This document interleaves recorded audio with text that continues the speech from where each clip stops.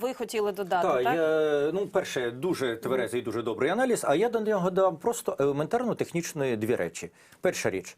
Для того, щоб це зробити, виключний перелік позбавлення депутата його мандату виписаний в Конституції України. Там виключний перелік. Тобто там немає, що так, або те, що ще передбачено законом. І тому для того, щоб було відкликання, це треба внести додаткову норму в Конституцію. Для цього треба тримати 300 голосів, плюс 2 чергові сесії. Ніхто з цим дуже не поспішає. І зверніть увагу, слуги поки що єдину зміну до Конституції, яку проголосували, цитує, це ще законопроект Порошенка про зняття депутатської недоторканності. Вони просто завершують процес. Жодної іншої за 2,5 роки вони не реалізували і не дуже поспішають реалізовувати. Тому насправді це, мені здається, тільки художній свист і не більше, а пана Стефанчука це улюблена річ. А тепер просто технічний момент. Беремо, у нас є два типи депутатів Верховної Ради. Обрані в мажоритарних округах і обрані за списком.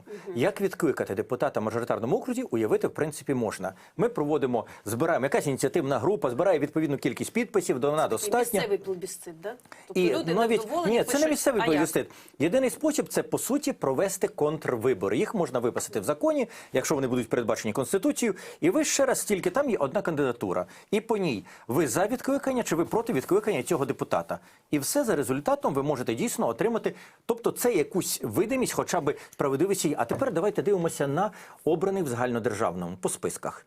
Є партія Х, яка становить, має на сьогоднішній день підтримку, скажімо, там 30-40% населення. І є партія Y, яка має підтримку 6% населення. Як одного з тої партії виключити? Як партія X, яка має велику підтримку, хоче позбутися, яка при владі хоче позбутися дуже крикливого, дуже жорсткого депутата-розслідувача, проти якого кримінальних справ не відкриєш, бо він чесний, він не краде, але він всім їм заважає. Більшість виборців цієї партії. Його обрала, він пройшов по списку цієї партії. Це неможливо, ви кажете, Ні, це дуже просто зробити. В такому випадку, оскільки ця партія має все-таки меншість підтримки в країні, ви просто по ньому ставите голосування загальнонаціональне. І це загальнонаціональне голосування, оскільки партія є в меншості, дає вам можливість його усунути. Тому що самої партії, ви ж не маєте в список виборців цієї партії, які обрали цю партію і цього депутата. Вона ж таємне голосування. І ви ставите голосування для всіх, де більшість противники цієї людини. Здавалося б, найпростіший спосіб. От ви і я хочемо, щоб був відкликаний Медведчук. Ми хочемо. Давайте поставимо на загальнонаціональне голосування про відкликання Медведчука.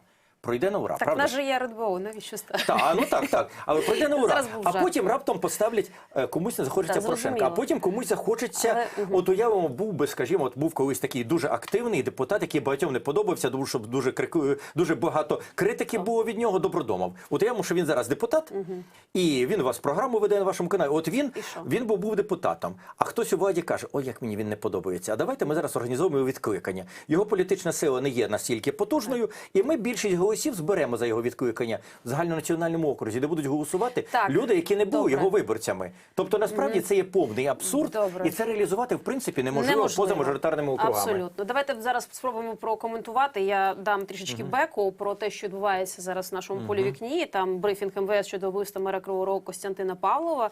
Так ось, нема жодних доказів про умисне вбивство. Основна версія – самогубство, мотиви пов'язані з особистим життям і перебуванням на посаді.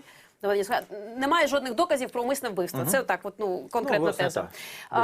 Зрозуміло, що ви не там знаходитесь, ви не є в справі цієї справи, тому я не буду вас там питати по конкретиці саме кримінальній. У мене питання, що буде далі з Кривим Рогом? І перепрошую, що вже так, грубо ставлю. За законом, оскільки слуги поміняли законодавство, у нас тепер вибори проміжні в місцеві органи влади відбуваються 2 рази на рік, а не через 2 місяці, відповідно, після звільнення вакансії, вибори можуть там відбутися тільки весною. Не раніше. Якщо слуги до того проголосують, монобільшість проголосує за проведення там дочасних виборів. Доки вони не матимуть своїх гарантованого переможця, вони будуть відтягувати це голосування. Можливо, що весною ми там не отримаємо мера, буде далі виконуючи обов'язки. Можливо, осінню наступного року. Можливо, взагалі ніколи не буде. Так робила партія регіонів, так зараз робить Слуга народу. Що там буде? Там на сьогоднішній день фактично створюється така напівмонополія влади Вілкула, яка була і до того. Вілкул відійшов, але він керував через іншого мера. Зараз Вілкул знову керує містом. Тому мені здається, що особливих змін не буде. Бажання Корявченка, поганяв Юзик, взяти місто під свій контроль, він зумів взяти тільки силові структури. Він дійсно їх контролює, кришує все. Але контролю за містом в нього не виникне і електоральні симпатії не на його боці. Мені здається, що в Кривому Розі будуть вибори чи не будуть, нічого не поміняється. А що стосується самого розслідування, знаєте, в мене залишається багато питань. Всі люди, які добре знали мера, сказали, що вони мають обґрунтовані підстави вважати, що це не могло бути самогубство. Я не маю юридичних доказів якісь на іншу сторону, але така одностайність всіх, які знали його особисте життя, і казали, що там не було обставин, які могли б до цього привести, можливо, доведення до самогубства, можливо, якісь інші речі. Але я хочу вам нагадати, що офіційна версія тої ж самої Нацполіції до сьогоднішнього дня по вбивству мого батька, це був нещасний випадок, це була проста аварія. Вони далі не розглядають іншої версії, хоча 120 томів кримінальної справи з цього приводу аж кричать, що це було добре, вміло підлаштоване умисне політичне вбивство. Тому в даному випадку оця прес-конференція дуже гучна мені відповіді не дала. Я не хочу сказати, що там було вбивство. У мене нема для цього фактів.